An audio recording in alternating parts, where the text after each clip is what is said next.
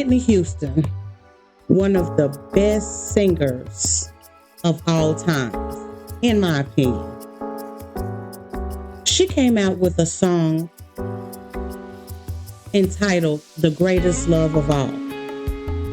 And I remember this song as of many of her songs because I had to sing it in a talent show when I was a little girl. And thinking about today's climate and what's going on, I thought it would be good just to bring an observation your way. The song, The Greatest Love of All, says, I believe the children are the future. Teach them well and let them lead the way. Show them all the beauties they possess inside. Give them a sense of pride to make it easier. Let their laughter, let the children's laughter remind us how we used to be. Either way, whether you have children or biologically or not, you can always make a difference in the life of a child. What you put in that child, I don't care if you are a mother, a father, an auntie, an uncle, a cousin, a great niece, a great granddaughter, a granddaughter. I don't care what your title is to a child that's close to you, but it's important that we protect them in every way. And what you put into a child, what you invest in a child, and I'm not talking about monetary or only monetary value.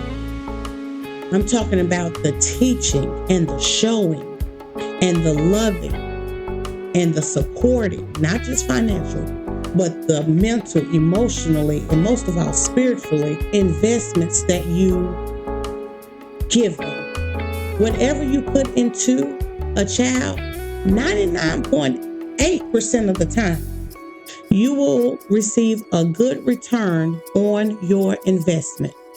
And it doesn't have to be your biological. It could be a grandma, a great grandma, an auntie, a great auntie, a great great auntie, an uncle, cousins. But when you show love to a child, especially a young child, they remember that.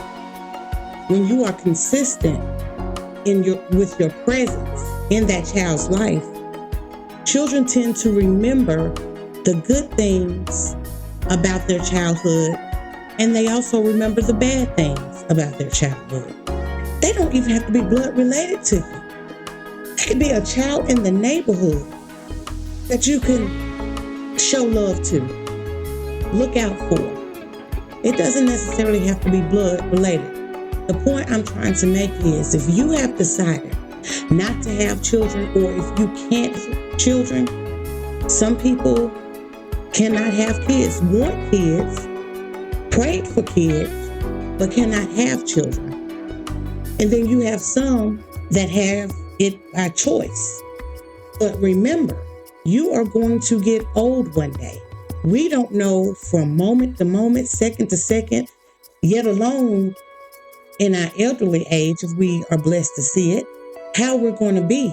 And if you have invested in children, though they may grow up, and of course they're going to have their own life and do their own thing, but they will always remember you, and they will always make sure that you are okay.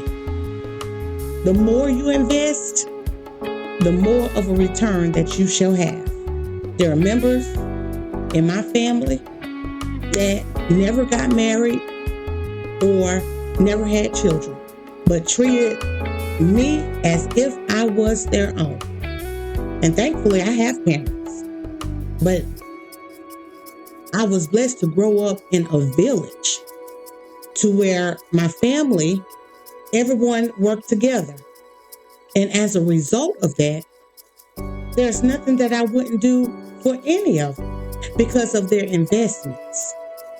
Children remember. And so if you have decided that you're not going to have kids, that you want to get the bag, you don't want responsibility, you don't want to be bothered with kids, they get on your nerves, you like to return them when you finish with them. If that's your position, and it is your right, then either make sure that you are putting back enough money so you can hire someone as you get older and you need assistance. Put some money back because you're going to need it. However, if you invest in children, teach, show, love, discipline, correct, whatever, then that rate of return will be even greater. And it's not that children are just a blessing. If you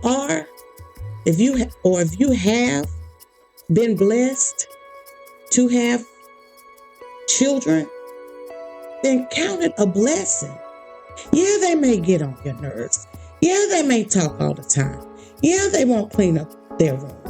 No, they won't do their chores. Yes, they want you to pick them up from this place, that place, and the next. Yes, they are going to work your nerves, but that is your packaged blessing. That is your contribution to earth. You have fulfilled that duty. Now here comes the training. Here comes the nurturing. Here comes the love. Because they're yours. And what you put in them, what you teach them as your children, as future adults, as future leaders, as future decision makers, you have to show them all the beauties they possess inside, like the songs say. And we have to speak life to our children. Even if we can't speak life to ourselves, we have to be able to speak life for our children. And we should be able to do it for ourselves. But they didn't ask to be here. And so now it's our responsibility to raise up the next generation.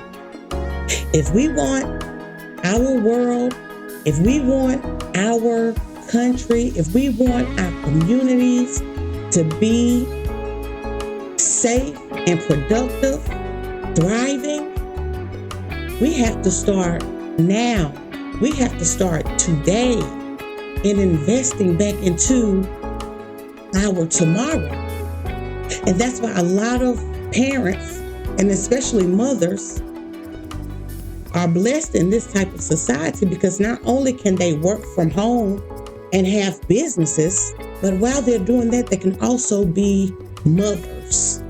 They can also spend time with these kids because it doesn't take long for them to grow up. I mean, you bat your eyes, you're in preschool from the hospital. You bat your eyes again, they're on their way to middle school. And then you bat your eyes again, and they're about to graduate high school, on their way to college, if that's where they decide to go. But it doesn't take long, and you only have a limited amount of time to do these things for the upcoming generations, because years go by fast. But anyway, let me know what you think. Please like, share, comment, and subscribe. And if you like this content, then check out the video right here. May the Most High bless.